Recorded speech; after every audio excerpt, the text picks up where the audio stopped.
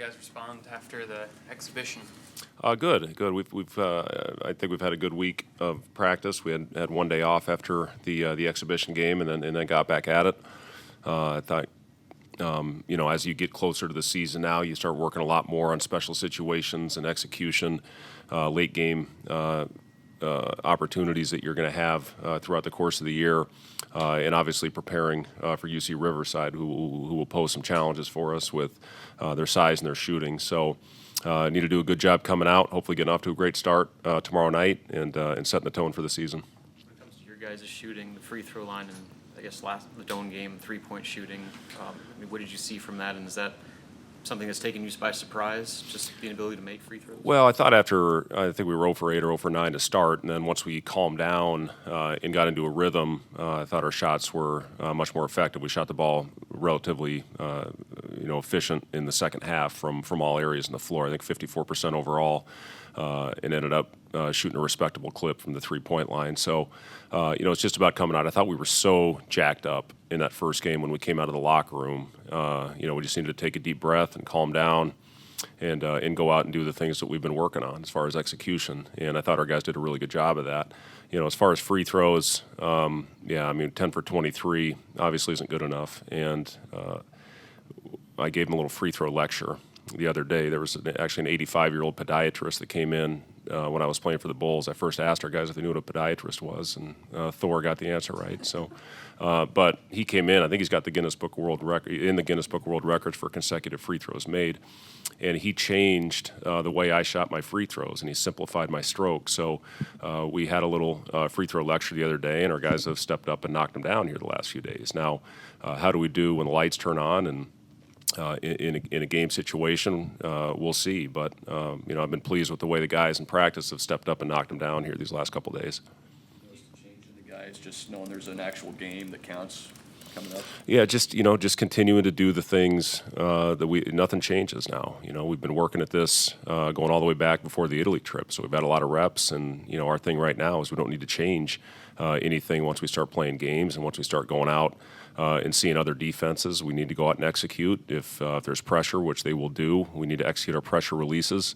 It is. Every game will be an opportunity for us. We have 30 chances now, starting tomorrow, to go out there and hopefully leave everything on the floor, go out and play together, and, through tough times, most importantly, stick together.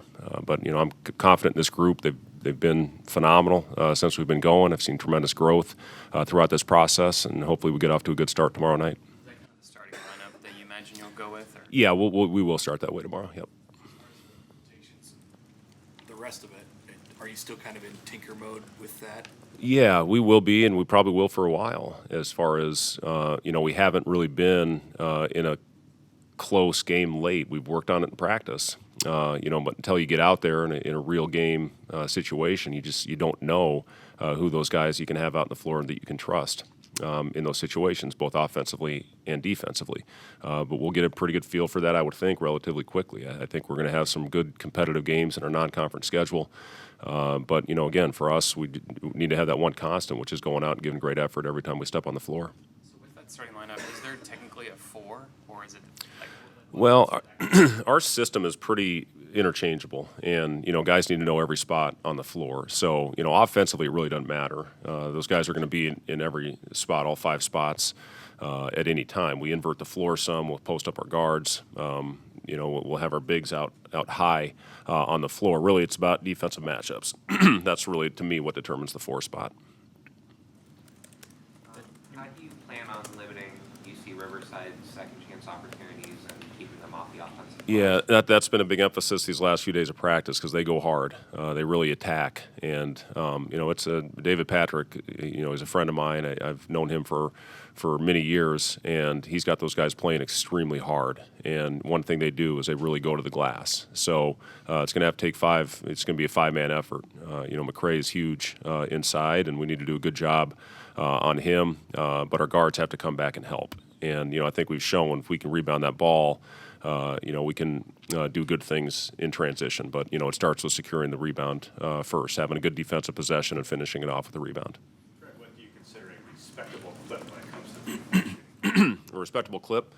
What I look for is are we taking the right shots? And we work on it every day in practice. We do a lot of shooting before we start our live portion of practice every day. So it's all about reps. Going out there, shooting the right way, having good tempo, the routine, your shot prep.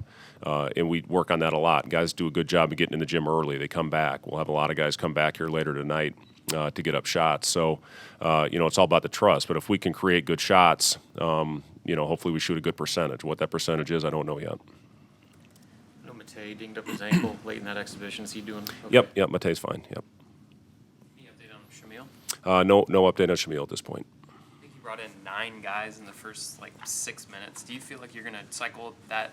I mean, is that going to be normal? Well, we'll have a plan going into every game. We had to deviate last in the exhibition because of foul trouble. We had 2 guys pick up 2 fouls pretty quickly, so we had to start our rotations a little bit quicker.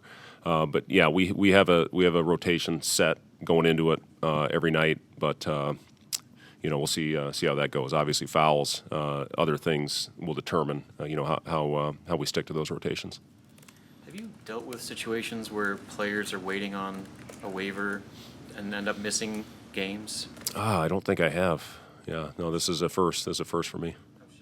Handling that, He's handling it great. He's been he's coming to work every day. He's practicing, getting in extra work, getting his treatments, preparing as if he'll be eligible. We'll see what happens with it. But I've been proud of Shamil, for battling through a difficult time, not knowing, if or when it will happen. So, he's gone out with a workman's-like effort and done some good things for us on the practice court. Does it change anything for you, kind of not doing it? It doesn't. We're going in with a plan either way, and again, we have our rotations set. We'll finalize that in the morning, based on what we think our opponent will do. We'll worry about the guys that are out there on the floor and hopefully go out. It shouldn't change the way we play. We should still go out and play hard. We still go out and have good execution.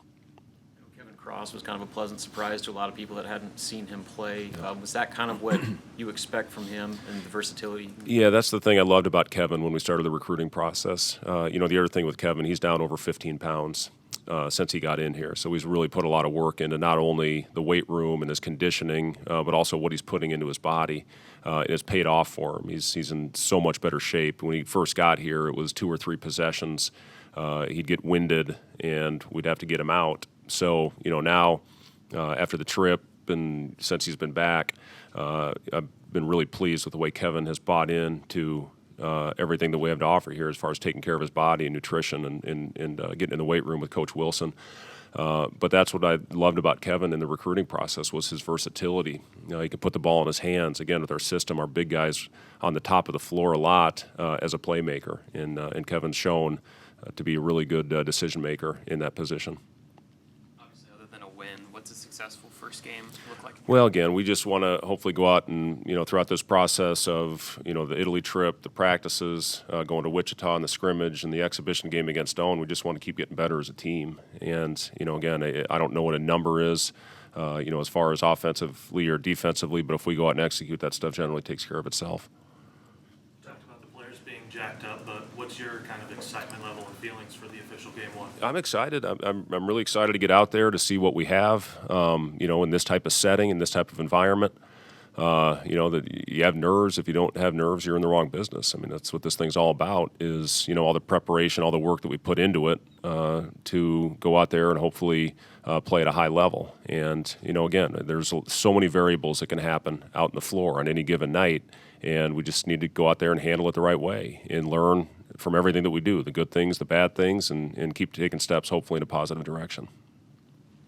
Brett, have you been able to sense the excitement from the fan base? I know you're pretty insulated with the team and getting them ready, but can you get a vibe for where the fan base is at and just the excitement level that they have? Yeah, our fans are incredible, and the fact that we've sold out, virtually every ticket for the season, pretty much speaks for itself. But again, we want to come out and make our fans proud and go out there and play with great effort and great enthusiasm.